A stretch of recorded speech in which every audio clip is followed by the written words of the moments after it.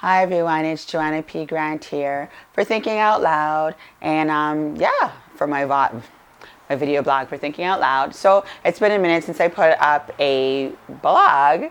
I put up some other stuff, but I didn't actually put up a blog because it's been summer and I've been busy with my kids. One had a birthday, then I celebrated my first wedding anniversary, and then it was summer, running up and out with the kids and stuff. So I hadn't really had much time, but so we're picking up steam as things are winding down for the summer. So, anyways, I had so much email that come through on my summer break, and I'm so happy that people are still engaged while I was away. And trust me, each and every one of your questions will be answered.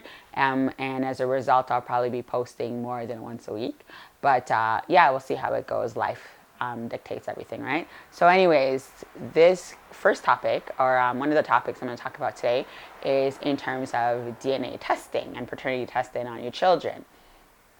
So, I did get an email about somebody who was upset with her baby father, who I guess they've been dealing for a few years, and they're not a fly-by-night relationship. They've been pretty cool. They don't live together, but they've had a really good relationship for a few years, and now she's pregnant, and he came out and he asked her for a paternity test, and she got really angry about it. She's upset and now cutting him out of the whole pregnancy process. So and she was talking to me about it. She sent me an email about it and just asked me if I thought she was being reasonable. So people want to know how I feel about that. So, what do I think? If a man asked me to do a DNA test, when you hear it, it sounds very perturbing. And yes, it would make somebody angry to hear that. And I could see why. It implies that there's no trust and you don't trust me. So yes, I totally understand the implications of why hearing it would make you so frustrating.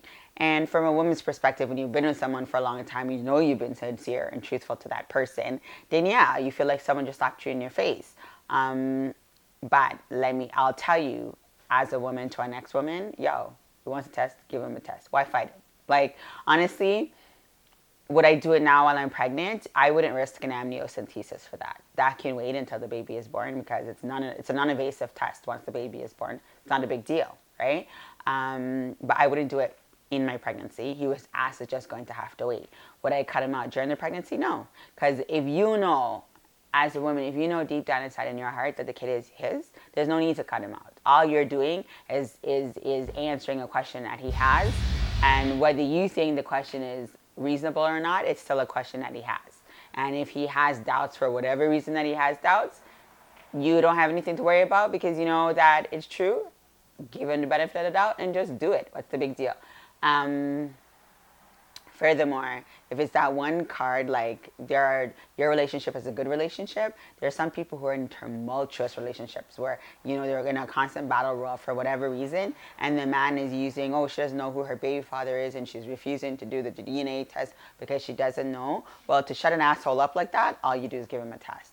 Because once the results come back, he'll never have that card to draw again. Do you know what I'm saying?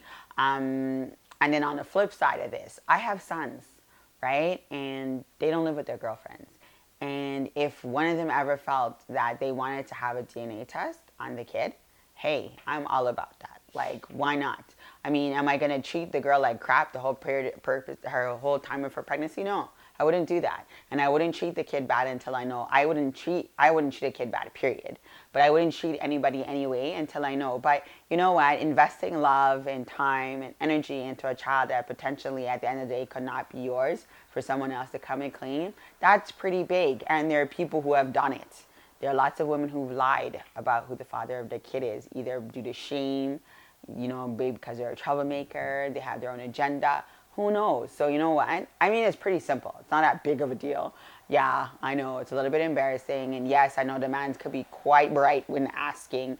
But I mean, real talk, if I was a man, like I said, if it were my sons and we want it done, I would just ask for it. And I would say straight up, it's not you, but I need to know. Like, I need to know for the rest of my life. I'm not going to love somebody unconditionally. And I'm not going to put all my all into someone to come find out later that there's somebody else that has the right to actually claim the title that I'm pretending to be. So, yeah, I think it's pretty fair. And as a guy, if you want to do it, don't be an asshole and say I'm not going to be around because I'm not sure that the kid is mine. Stick around and find out. Like the whole pregnancy, 9 months is not, well, 10, 40 weeks, 9 months, 10 months, depends on who you ask. But it's not that long to be cordial, to go to doctor's appointments, to be civil. It's not a big deal. When the baby's born, it's a simple little non-invasive test that takes 2 weeks to get the results back. It's not a big deal to, at the end of the day, to find out that it really is yours or it's not yours. But being an asshole, going years without knowing a kid is yours or not, watching this kid grow, part of you knowing there's a possibility that it could be yours, but you're not acknowledging the kid or something like that because you're unsure, do the goddamn test and find out once and for all if it is or not, and then be good to your kid if it is. Like, guys, the world doesn't have to be as complicated as it is. We just choose to make things more difficult than it needs to be. All of these things are really simple things. So, is it nice that he's asking for a DNA test? It would probably hurt. I know that. I've been through it. It would probably hurt. But you know what? Once the test is done and the results come back confirming what you've always said, that is only to your benefit at the end of the day, because it's a card that could never, ever, ever be drawn again. And you know what? Don't always take everything so personal. Being now growing old, young, when I was younger, I would have that would have been a sticking point for me.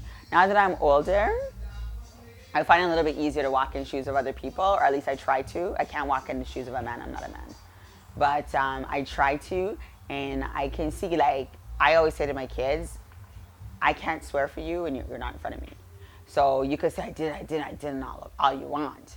But I always say to you, if you don't put your ass in certain places, you don't put yourself in certain predicaments, your name can't call and shit. So don't expect me to come jump up and make a fool of myself defending your actions when you damn well know if you don't go looking for trouble, trouble can't find you, right? So yeah, you can't swear for somebody 100% of the time. So if it's a valid concern, give him that. What's the big deal, right? So that's it for Thinking Out Loud for this episode. We will touch base soon. Other burning questions to come up. If you have any questions of your own, ask JohannaPGrant@gmail.com. I can be found on Facebook. I can be found on Instagram. I can be found on Twitter. I'm even on Snapchat, believe it or not. But I'm not very good with Snapchat, still learning it. And yeah, and all of my contact information is all in the comment section of my blog. And so if you want to reach out, and I hope to hear from you guys soon. Thanks.